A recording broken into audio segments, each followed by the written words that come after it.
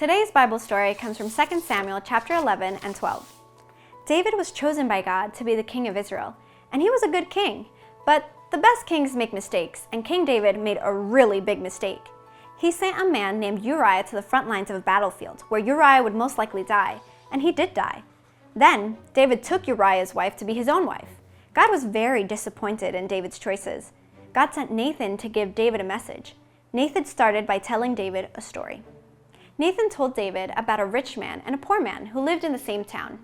The rich man had a lot of sheep and cattle.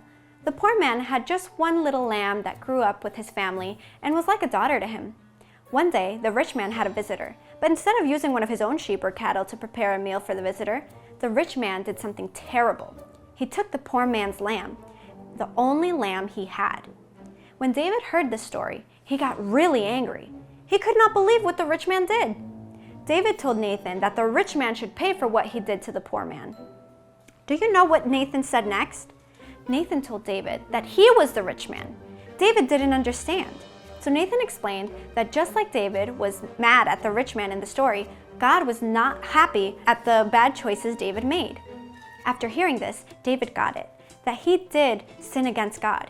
He chose to hurt others, and this hurt God very much. David understood what he had to do next, and he had to ask God to forgive him.